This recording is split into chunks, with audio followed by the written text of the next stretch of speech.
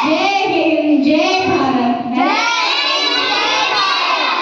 So today, what we are going to celebrate? Republic Day. Today we are going to celebrate Republic Day. बेटा ये झंडा है ना, जब हम इसको देखते ना एक अपने आप ही गर्व की अनुभूति होती है ना। इस झंडे में इतनी ताकत है कि पूरे देश को अपने नीचे ये खड़ा कर सकता है ना, इतनी शक्ति। ये मेरा नेशनल सिंबल भी है, तो कितना बड़ा गर्व की बात है हमारे लिए, है ना, कि आज हमारा अपना झंडा है, हमारा अपना देश है, हम जो चाहे वो कर सकते हैं, अपनी बात रख सकते हैं। लेकिन पहले ऐसा नहीं था, है ना। नियर अबाउट 300 इयर्स ब्रिटिशर्स ने हमारे ऊपर रूलिंग की थी, शासन किया था, है ना। 16th सेंचुरी में वो आ गए थे, लेकिन जो ऑफिशियली आए थे वो 1857 में आ गए थे, 1757 में आ गए थे, और उसके बाद वो 1947 में गए। और I have told you many time कि कितने फ्रीडम फाइटर्स ने संघर्ष किया था ना, उसके बाद जाके हमने ये आज़ादी मिली हमें। कितने संघर्ष, कितने सारे लोग थे जिन्होंने अपने आप को कुर्बान किया, और ऐसी ऐसी कहानियां हैं। इतने जेलों में उनको टॉर्चर किए जाते थे कि कीलों पे सुला देना, मुंह बांध के मारना, और डंडों से पिटाई करना, बर्फ के ऊपर लिटा के उनको मारना। और एक दो फ्रीडम फाइटर्स तो ऐसे थे जो गुमनाम ही रह गए, जिनका अस्तित्व भी देश के सामने नहीं आ पाया। इतनी यातनाएं उनको दी गई थी, इतनी ज्यादा। अगर आप अंडमान के जो जेल ही नहीं थी, वहां पे बिल्कुल अंधेरा, एक छोटा सा गेट, ठीक है, और उसमें से जाना, वहीं रहना, अंग्रेजों का झूठा खाना खाना, और अंडमान आइलैंड है। तो जो भी उस टाइम भारत में कंडीशन ये थी कि जो भी ब्रिटिशर्स के खिलाफ बोलता था उसको एक गाड़ी आती थी और ले जाती थी, और सबको पता था कि अब ये लौट के वापस नहीं आएगा। Can you imagine what was the situation? कैसी सिचुएशन थी कि उन्हें पता था कि आज मेरा बेटा या बेटी चली गई है, वापस नहीं आएगी, क्योंकि उसको अंडमान की सेलुलर जेल में डाल दिया जाता था। और वहां पे भी अगर वो ब्रिटिशर्स का कहना नहीं माने तो उनको अंडमान के सागर में फेंक दिया जाता था। वही गंदा पानी उनको पीने के लिए दिया भी जाता था। अंग्रेजों का झूठा खाना, जो भी उनके अगेंस्ट बात करता, तो वहाँ पे अंडमान में तो ओशियन ही ना, वो क्रोकोडाइल्स है, ऐसे ही उनका अंतिम संस्कार भी नहीं होता, और फांसी दे दी जाती थी बस टू बी हैंडेड। कोई उनके ऊपर रूलिंग नहीं, कोई शासन नहीं, कोई मॉनिटरिंग नहीं, उनको कोई कुछ बोल ही नहीं सकता था। क्योंकि हमारे जो राजाओं थे वो राजा भी बंदी बना लिए गए। कहने के लिए वो राजा थे, लेकिन हो क्या गया था कि राजाओं के पास एक रेजिमेंट रहता था अंग्रेजों की तरफ से, और अगर वो रेजिमेंट उनके ऊपर मॉनिटरिंग करता था कि अंग्रेजों का ही शासन उन्हें मारना है, जो ब्रिटिशर्स ने रूल बना दिए वही उन सबको मानना ही है। ऐसा ही एक रूल आया था 1922 में साइमन का, उसके जो हेड थे वो साइमन थे, और उसमें क्या कहा गया था कि जो भी उन्होंने बना दिए हैं वो सब भारतीयों को मानने पड़ेंगे। और उसमें क्या लिखा हुआ था कि अगर भारत स्वतंत्र होना चाहता है, क्योंकि भगत सिंह, आपको पता है भगत सिंह को 31 में फांसी दी गई थी 1931 में, तो भगत सिंह का, सुभाष चंद्र बोस का इतना ज्यादा इन्फ्लुएंस था देश के ऊपर कि अंग्रेजों को कुछ हद तक घुटने टेकने पड़े थे। तो जब ब्रिटिशर्स को लगने लगा कि अब हमें भारत छोड़ना पड़ेगा, तो उन्होंने एक साइमन कमीशन बुलाया, और उसमें भी क्या रखा गया था कि जो हमारा रेवेन्यू है वो ब्रिटिशर्स के पास जाएगा, जो हमारे डिफेंस है, हमारी सेना है, वो भी उनके पास जाएगी। तो सारे अधिकार तो वो अपने पास रख रहे थे, तो भारत के पास बचा क्या, तो उसको रिफ्यूज किया गया कि Simon go back, we don't want army.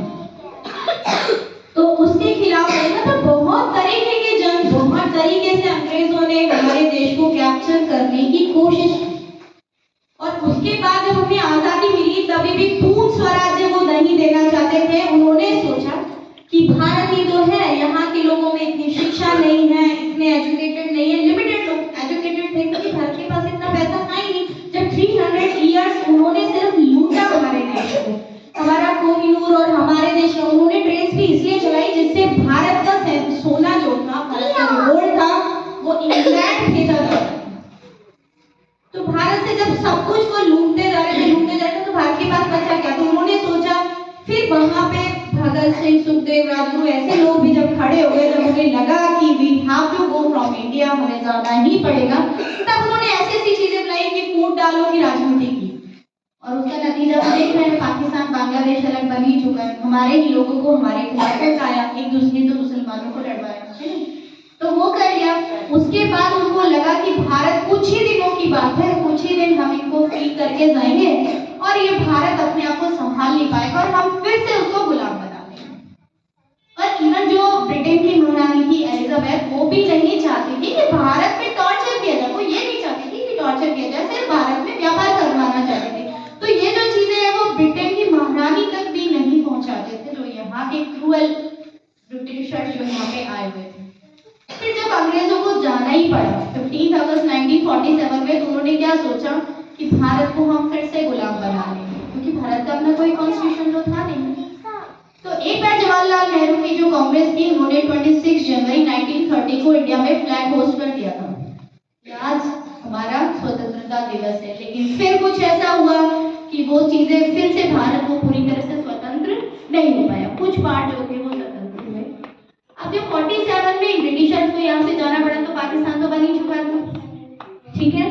अब उनको लगा कि ये आप देश को संभाल नहीं पाएंगे, तो हमारे B.R. अम्बेडकर थे, सरदार वल्लभ भाई पटेल, जवाहरलाल नेहरू, महात्मा गांधी जैसे लोगों ने देश की बागडोर हाथ में ले ली और उन्होंने क्या किया, 2 years 11 months और 18 days, नियर अबाउट 3 years, उन्होंने संविधान की रचना की, एक कॉन्स्टिट्यूशन की। There must be a law, एक लॉ तो होना चाहिए जिसके अंतर्गत पूरा देश खड़ा हो जाए और उस लॉ को मानना भी।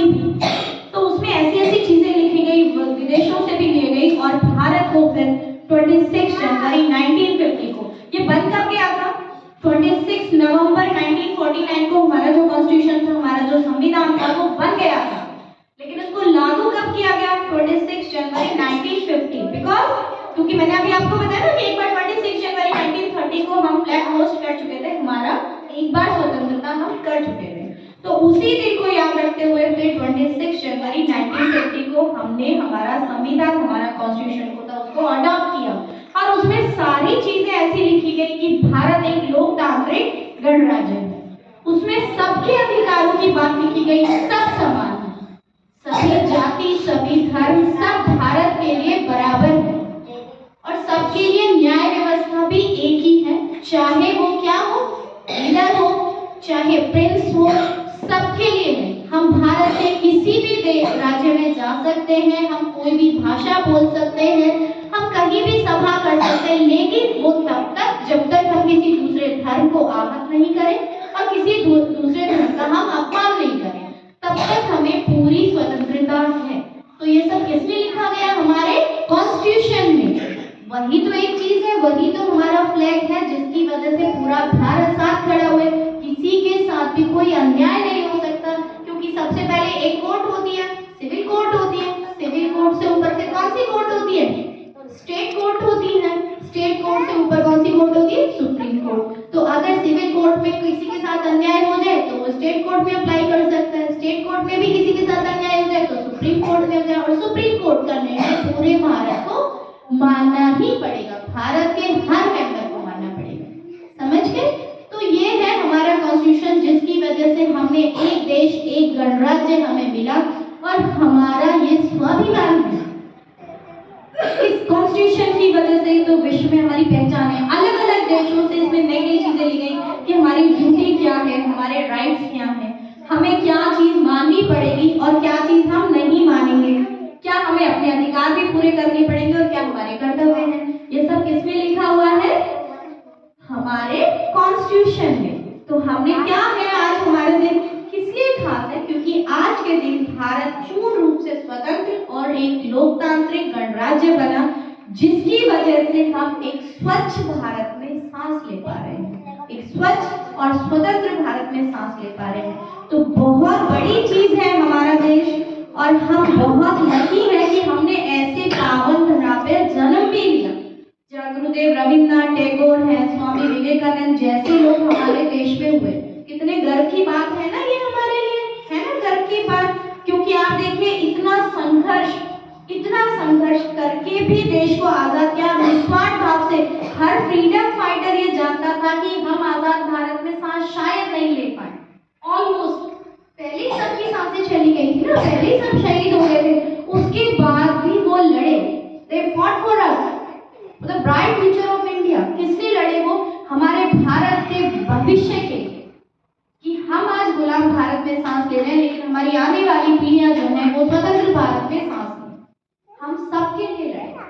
तो ऐसे ही अमर शहीदों को आज हम याद करते हैं और उनके लिए हम सब शत शत नमन करते हैं और उनकी सिखाई हुई बातों को जीवन में हमेशा याद रखना है कि जीवन में चाहे जो कुछ हो जाए, हमारे झंडे का अपमान कभी नहीं हो, कभी भी ऐसा कुछ काम नहीं करना जिससे भारत की गरिमा को धक्का लगे।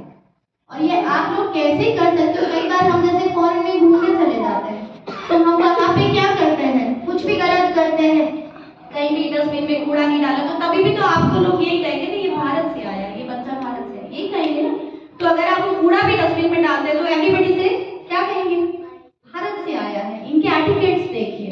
तो ये छोटी छोटी चीजें, बहुत सारी चीजें, जैसे जल बचाना है, पानी बचाना है, अपने पर्यावरण को स्वस्थ रखना है, तभी तो आप उन शहीदों की बातों को आगे ले जा पाओगे। अब आपको कोई युद्ध नहीं लड़ना, लेकिन आपको अपने एटिकेट्स, अपने संस्कारों को फैलाना है। जिस भी फील्ड में जाए वहाँ पे कोई करप्शन, क्योंकि भारत आज भी करप्शन का गुलाम बहुत बन गया है। करप्शन और ये जो इतना चोरी डकैती उसका गुलाम बहुत है भारत। तो आप सब बच्चे जैसे जैसे बड़े होंगे, करप्शन से भारत को आजाद करना है ना। तो एक बार फिर से मेरे साथ बोलिए, मेरा भारत महान।